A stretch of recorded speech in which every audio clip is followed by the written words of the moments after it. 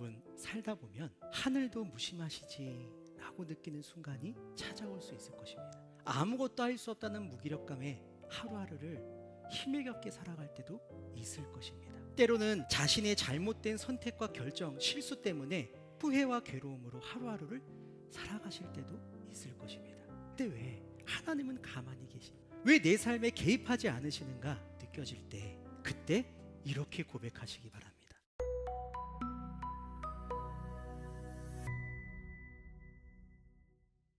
여러분, 저를 좀 한번 봐주시겠어요? 혹시 저 좀 뭐 달라진 거 없나요? 제가 지난주 수요일부터 비장한 각오로 다이어트를 시작했습니다. 사실 그동안 수없이 살 좀 빼야지 마음만 먹고 실패하곤 했었는데 지난주 주일 예배 설교 때 제가 좀 다이어트에 관련된 고백을 좀 하고 나니까 신기하게도 그 고백을 하고 난 뒤에 정말 행동을 하게 되더라고요. 그 덕분에 벌써 3kg나 감량을 했습니다. 여러분들 이렇게 눈빛을 보니까 도대체 어디가? 뭐 이런 표정이신데 그거는 제 기분 탓이겠죠? 네네. 여러분 중요한 것은 이것입니다. 고백은 마음과 행동을 이어주는 강력한 힘이 있다는 겁니다. 이 원리는 신앙에서도 마찬가지입니다. 그리스도인의 고백은 우리의 믿음과 삶을 이어주는 다리가 된다는 겁니다. 부활하신 예수님을 만나고도 베드로는 여전히 과거의 실패에 매여 있었습니다. 예수님을 3번이나 부인했던 죄책감 때문에 그는 위대한 사명의 자리 대신에 예전에 그물질하던 물고기를 잡던 그 삶으로 돌아가 있었습니다. 그런 베드로에게 예수님께서 찾아가셨습니다. 요한의 아들 시몬아, 내가 나를 사랑하느냐? 물으셨습니다. 예수님의 얼굴을 보는 것만으로도 너무나 괴로웠던 베드로지만 주님의 질문 앞에서 그가 입을 열어 고백합니다. 예, 주님, 제가 주님을 사랑하는 줄을 주님께서 아십니다. 그의 입술에서 이 고백이 터져나오는 그 순간 베드로의 흐릿했던 마음은 선명해집니다. 죄책감으로 끊어져 있었던 것처럼 느껴졌던 주님과의 연결고리가 단단하게 이어지기 시작합니다. 나는 실패자라고 생각했던 그 자책은 다 사라지고 나는 주님을 사랑하는 제자입니다. 정체성이 다시 세워집니다. 결국 베드로의 고백을 기다리신 예수님은 그의 입술의 고백을 통해 그의 무너졌던 믿음과 삶을 다시 하나로 이어주셨던 겁니다. 분명한 사실은 지금 이 시간에도 예수님께서는 우리 성도님들의 고백을 기다리고 계시다는 겁니다. 그렇다면 여러분, 오늘 이 예배 가운데 여러분은 어떤 고백을 하시겠습니까? 여러분, 우리는 각자 다양한 내용으로 주님께 고백을 하죠. 그것이 마음의 소원일 수도 있고 아니면 주님을 향한 사랑의 고백일 수도 있고 아니면 우리의 다짐과 결심일 수도 있습니다. 네, 하지만 교회의 역사를 돌아보면요, 지난 2000년 동안 모든 그리스도인들이 한 목소리로 토시 하나 틀리지 않고 매일같이 고백해온 위대한 믿음의 선언이 있었습니다. 그것이 무엇입니까? 예, 제가 너무 어려운 질문했죠? 네, 사도신경입니다. 사도신경. 여러분, 오늘 예배를 시작하면서도 우리 다 함께 사도신경 고백했죠. 우리가 매주 습관처럼 암송하다 보니까 무심코 지나칠 때가 많았죠. 근데 한 번쯤은 혹시 궁금하지 않으셨나요? 도대체 이 고백, 이 사도신경의 고백은 언제부터 시작된 것일까? 사도신경은 이름처럼 사도들이 직접 쓴 글은 아닙니다. 오히려 제자들, 예수님의 제자들 즉 사도들이 모두 이 세상을 떠난 뒤에야 비로소 만들어진 것이었습니다. 여러분 생각해 보세요. 예수님을 직접 보고 만지고 교제하고 함께했던 제자들이 사도들이 살아 있을 때는 교회는 사실 큰 문제가 없었습니다. 왜냐하면 모르면 살다가 고민이 생기고 신앙에 문제가 생기면 베드로를 찾아가고 요한에게 물어보고 하면 되었으니까요. 하지만 사도들이 하나둘 순교하고 세상을 떠나자 교회는 큰 위기를 맞이하게 됩니다. 밖으로는 로마 제국의 칼날 같은 핍박이 있었고요. 사회적으로는 따돌림과 조롱을 당했습니다. 더 무서운 것은 내부의 적이었습니다. 거짓 교사들이 교회 안에 들어와서 예수는 하나님이 아니다. 십자가 죽음은 속임수다. 천국에 가려면 다른 지식을 알아야 한다. 이와 같은 거짓 복음으로 성도들을 미혹했습니다. 말 그대로 믿음과 삶 모든 것이 희미해지는 혼돈의 시대가 찾아왔던 것입니다. 바로 그때 초대교회 성도들은 결단했습니다. 사도들이 예수님께 직접 듣고 가르쳐 주었던 성경의 말씀, 진리들, 신앙의 핵심을 모아서 정리하기 시작합니다. 그것이 바로 무엇일까요? 제가 이렇게 설명했는데 다시 한번 처음부터 한번 돌아가 볼게요. 네. 사도신경입니다. 초대교회 성도들은 흔들릴 때마다, 때로는 세례를 받을 때에, 그리고 숨어서 예배를 드릴 때마다, 그리고 사자밥이 되어가는 순교의 현장에서도 그들은 사도신경을 고백했습니다. 모든 것이 희미했던 시대, 그들은 이 고백을 통해서 자신들의 믿음과 삶을 하나로 단단히 묶었던 것입니다.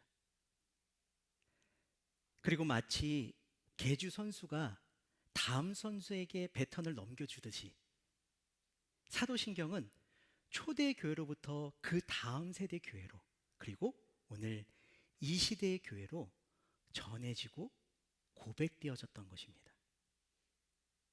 여러분, 초대 교회와 같이 오늘날 교회도 여전히 모든 것이 희미한 시대를 살아가고 있습니다.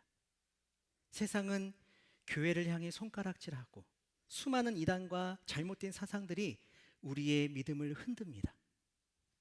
무엇보다 가장 아픈 현실은 우리의 믿음과 삶이 이어지지 못하는 것. 그래서 우리가 하루하루를 그저 힘에 겹게 후회하며 실패하며 괴로워하며 살아가고 있는 것. 그것이 오늘날 성도들 교회의 현실 아니겠습니까? 그렇기에 저는 확신합니다. 지금이야말로 어느 때보다도 사도신경의 고백이 절실할 때입니다. 주문처럼 외우는 암송이 아니라 내 모든 것을 건 치열한 고백이 필요한 것입니다.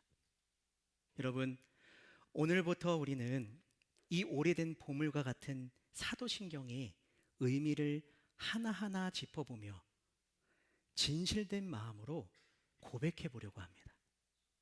분명한 사실은 우리의 고백을 기다리시는 주님께서 우리의 믿음과 삶을 이어주시고 모든 것이 희미하고 흔들리는 시대에도 우리에게 두려움이 없는 믿음과 거룩하게 살아갈 수 있는 힘을 주실 줄 믿습니다. 그럼 그 첫 번째 발걸음을 내딛도록 하겠습니다. 사도신경의 첫 번째 문장을 우리 한번 다시 고백해 볼까요? 자, 시작. 전능하사 천지를 만드신 하나님 아버지를 내가 믿사오며. 여러분, 이런 기사들을 보셨을 거예요. 올해 영남 지역에 큰 산불이 있었죠. 불길은 인근 농가와 산자락의 집들을 다 덮쳤고 주민들은 급히 대피했습니다. 태운 것은 집들뿐만이 아니었습니다.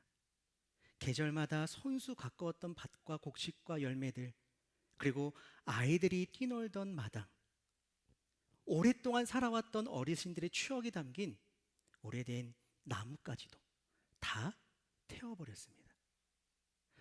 복구는 언제 끝날지 모르고 주민들은 잿더미가 된 집터를 보면서 한숨을 쉬었습니다. 밤 늦게까지 일하던 어느 배달원이 집으로 돌아가는 길에 교통사고를 당했습니다. 그는 생계를 위해 쉬지 않고 일했는데 남은 가족은 막막했을 것입니다. 어린 자녀들이 아빠를 기다리면서 문 앞을 바라보는 그 장면이 뉴스와 SNS에도 올라오기도 했습니다. 자연재해로 인해 수많은 생명들이 속절없이 죽어가고 병에 시달리는 가족의 신음을 들으면서도 아무 일도 할 수 없어 한숨만 삼킬 때, 누구도 대신할 수 없는 한계 상황 속에서 아무것도 할 수 없다는 무기력함을 느낄 때 사람들은 자신도 모르게 하늘을 원망합니다. 아이고, 하늘도 무심하시지. 이러한 고민과 탄식은 성도들도 예외는 아닐 것입니다. 살면서 한 번쯤은 이런 고민, 이런 생각이 들어보셨을 것 같아요. 도대체 하나님은 어디 계시는가? 세상은 혼란스럽고 부조리한 일들, 억울한 일들로 이렇게 많은데 내 삶도 이렇게 바닥을 치는데 왜 하나님은 가만히 계시는가? 하나님도 무심하시지 왜 그러시는가? 도무지 이해할 수 없는 상황을 마주할 때가 있습니다. 여러분, 그때 이렇게 고백해 보시는 거예요. 전능하사 천지를 만드신 하나님 아버지를 내가 믿사오며, 나는 전능하신 창조주 하나님 아버지를 믿습니다. 고백하는 겁니다.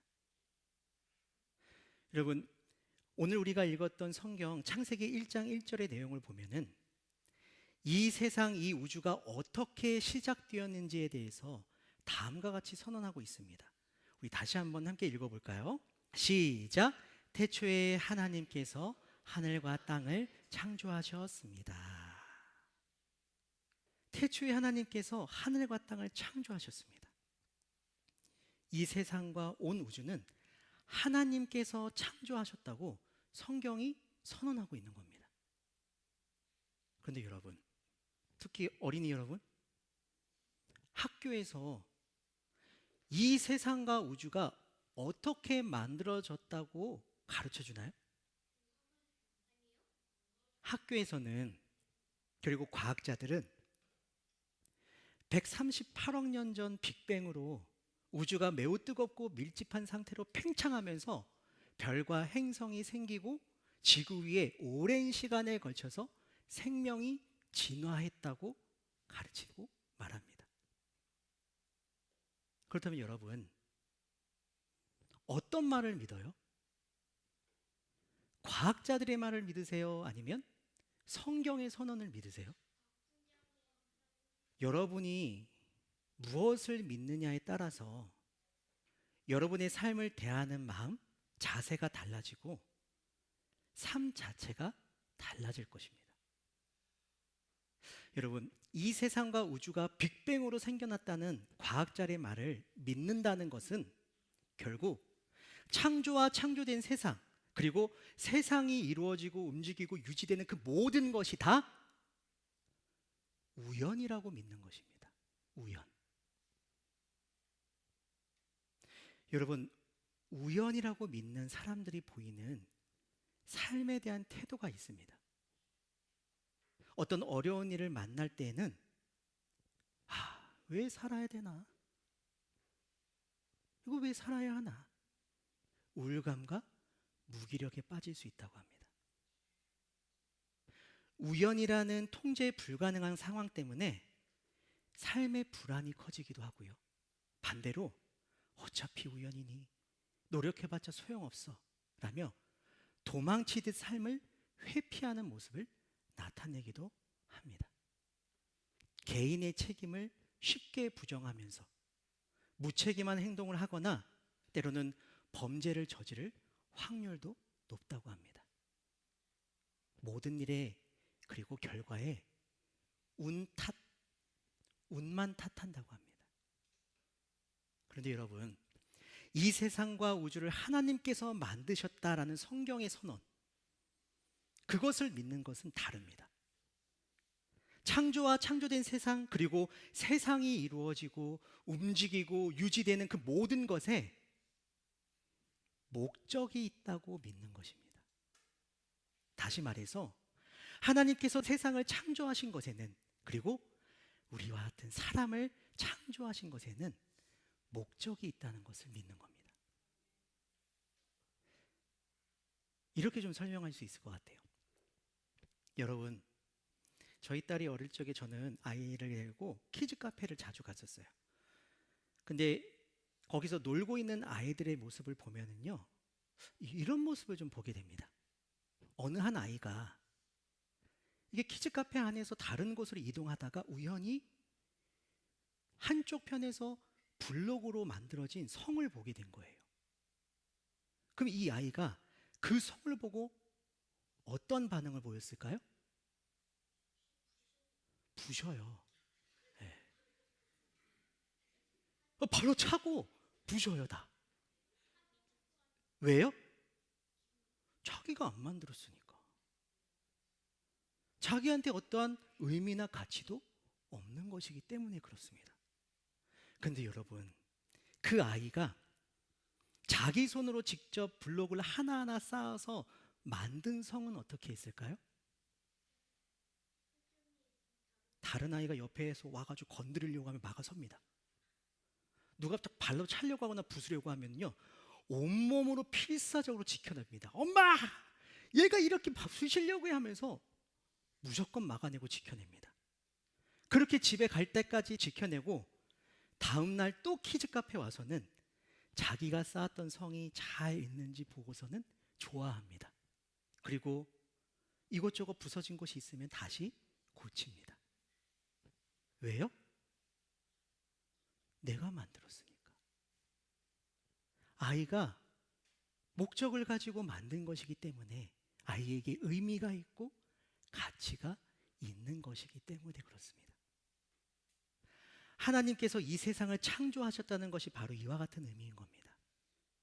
하나님께서 보시기에 좋으셔서 목적을 가지고 만드신 것이기에 세상의 모든 것들이 하나하나 의미가 있고 가치가 있는 것입니다. 그래서 하나님께서는 세상을 창조하셨을 때부터 그 세상을 돌보시고 유지하시고 지키고 계십니다. 그런데 여러분, 세상에 하나님께서 특별한 목적을 가지고 창조하신 존재가 또 있습니다. 무엇입니까? 우리 사람입니다.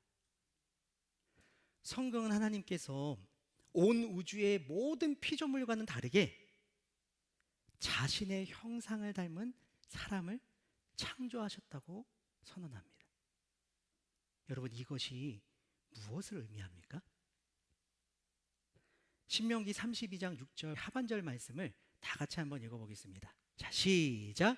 여호와께서는 너희를 지으신 너희의 아버지시며 너희를 만드시고 너희를 세우셨다. 전능하신 창조주 하나님께서는 우리 하나님 아버지가 되신다는 겁니다. 그리고 하나님 아버지에 대해서 성경은 이렇게 가르쳐 줍니다. 시편 121편 1절에서 3절 말씀을 다 같이 한번 읽어보겠습니다. 자, 시작. 내가 눈을 들어 산들을 바라봅니다. 나의 도움이 어디에서 옵니까? 나의 도움은 여호와로부터 옵니다. 하늘과 땅을 만드신 그분으로부터 옵니다. 여호와께서 여러분의 발이 미끄러지지 않게 하실 것입니다.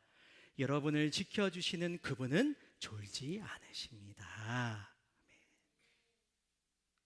마치 갓 태어난 아이에게 한시도 눈을 떼지 않는 엄마처럼, 아이가 아프면 밤새 잠도 안 자고 돌보는 엄마처럼, 하나님 아버지께서는 사랑해서 창조하신 우리의 삶을 보시고 또 보시고 주무시지도 않으시면서 그 삶을 지켜주고 계시다는 겁니다. 그러므로 우리는 세상에 우연히 던져진 존재가 아니라는 겁니다. 전능하신 창조주 하나님 아버지께서 특별한 목적, 즉 사랑해서 직접 창조하시고 사랑해서 자녀 삼으신 특별한 존재임을 믿으시기 바랍니다. 여러분, 하나님께서 세상을 그리고 나를 창조하신 것에 특별한 목적이 있다고 믿는 사람들은 삶을 대하는 마음과 태도가 달라집니다.